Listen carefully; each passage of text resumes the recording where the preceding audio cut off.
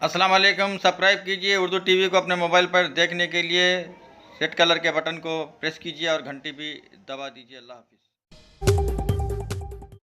अस्सलाम वालेकुम रहमतुल्लाहि व बरकातुहू। नाज़रीन, आप देख रहे हैं उर्दू टीवी न्यूज़ चैनल में। हम आपके सामने सीनियर जर्नलिस्ट रफ़ीक नूरी। आइए उर्दू टीवी न्यूज़ के खबरनामे में आपका खैर मुक़द्दम है। आइए देखते हैं आज के खबरों की तफसीलात।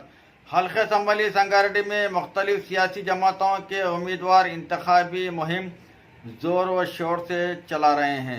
टीआरएस उम्मीदवार मिस्टर चिंता प्रभाकर ने भी इंतखाबी मुहिम का आगाज़ कर दिया है। उन्होंने खिताब करते हुए कहा है कि केसीआर हुकूमत ने आवाम की फलाह व बहबूद को ख़ास तरजीह दी है। समाज के तमाम तबक़ात की खुशहाली के लिए कई एक इक़दाम किए गए हैं। लीजिए मिस्टर चिंता प्रभाकर टीआरएस उम्मीदवार हल्के असम्बली संगारेड्डी की तकरीर आपके सामने। సర్వేలు కూడా చెప్తా ఉన్నాయి, ఈ రాష్ట్ర ప్రభుత్వం మళ్ళా వస్తుంది, 100 సీట్ల కంటే పైగా ఖచ్చితంగా ఎప్పుడు ఎన్నికలు పెట్టినా టీఆర్ఎస్ పార్టీకి ఓటేస్తామనే సర్వేలు చెప్తా ఉన్నాయి. మరి ఈరోజు ప్రభుత్వం ఖచ్చితంగా వస్తుంది. మరి నాకు రెండోసారి అవకాశం ఇచ్చినటువంటి గౌరవ ముఖ్యమంత్రి గారు మరి మీ అందరి దీవెనలు తీసుకొని మరి మీ అందరి ఆశీర్వాదంతో గెలిచి రమ్మని చెప్పన్నాడు. మరి నాకు ఒకసారి అవకాశం ఇస్తే మరి ఒకసారి అవకాశం ఇచ్చినటువంటి సందర్భంగా నేను అందరికి అందుబాటులో ఉన్నా. ఎవరు ఫోన్ చేసినా ఫోన్ ఎత్తినా మరి రోజు ఈ 4.5 సంవత్సరాల్లో అవినీతి అక్రమాలకు పాల్పడలే, భూకుంభకోణాలు చేయలేదు, భూ కబ్జాలు చేయలేదు, ప్రభుత్వ భూములు అమ్ముకోలేదు, రౌడీయిజం చేయలే, హింసకు పాల్పడలే. ఈరోజు మత సామరస్యానికి ప్రతీకగా శాంతి భద్రతలకు ఎక్కడ కూడా భంగం కలగకుండా మీ కుటుంబ సభ్యుడిగా మీ అందరి గౌరవాన్ని కాపాడి ఈరోజు మా మాణిక్యం గారు అన్నారు, మా సత్యం గారు అన్నారు 2000 కోట్లకు పైగా అభివృద్ధి సంక్షేమం జరిగిందని. అది మీరిచ్చినటువంటి అవకాశమే. మీరు అవకాశం ఇస్తేనంత జరిగింది కాబట్టి మీరిచ్చినటువంటి అవకాశానికి అందరూ మంచి అంటే ఆ మంచితనం గొప్పతనం మీకే దక్కాలని చెప్పనని మనసారా కోరుకుంటా ఉన్నా. మరి మనకి ఎన్నికలు వచ్చినాయి కాబట్టి మహాకూటమి పేరిట గాని ఇంకేదైనా పేరిట గాని ఎన్నికల్లో ఓటు అడగటానికి రావటం సహజం. అమ్మా ఈరోజు అంత జరగదు. అమ్మా ఈరోజు మనం ముందు గెలిపించినటువంటి ఎమ్మెల్యే మరి మొట్టమొదట ఆయన చేసిన పని ఏమిటిది? తెలంగాణ ఉద్యమం గెలిపించిందమ్మా. తెలంగాణ ఉద్యమం గెలిపిస్తే మరి ఆయన చేసింది ఏమిటిది?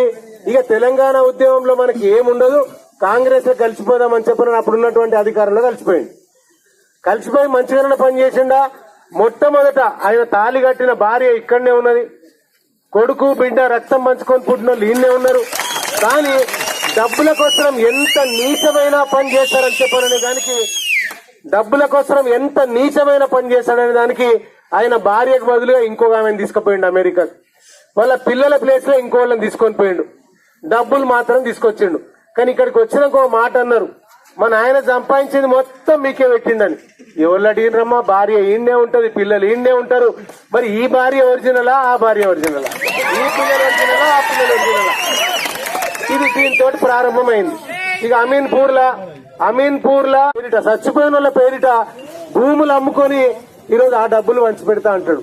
ఈరోజు పేదల భూములు లాక్కున్నాడు. ఆయన చరిత్ర చెప్తే గంట సేపు. అదే కాకుండా మరి సంగారెడ్డిలో మత ఘర్షణలు జరిగినాయి. ఈడున్న ముస్లిం సోదరులందరికీ తెలుసు. మత ఘర్షణలు జరిగితే దాన్ని ప్రోత్సహించిండు, అందరినీ జైల్లో పెట్టించిండు. ఇటువంటి నీచమైనటువంటి సంస్కృతి మళ్ళా ఒకవేళ గనక మరి అటువంటి పరిస్థితి గనక తలెత్తితే మరి ఇంకా రౌడీజం పెరిగేటటువంటి పరిస్థితి ఉంటది. మీ అందరి బిడ్డగా మీరందరూ ఆదరించిన నోటేసినటువంటి మీ అందరి ఆశీర్వాదంతో నేను గెలిచి మరి 4.5 సంవత్సరాల్లో మీ గౌరవానికి భంగం కలిగించలేదు. నేను నీతి నిజాయితీగానే ఉన్నా అని చెప్పని అనుకుంటే నన్ను ఆశీర్వదించమని చెప్పనని మిమ్మల్ని అందరినీ నిండు మనసుతో వేడుకుంటా ఉన్నా.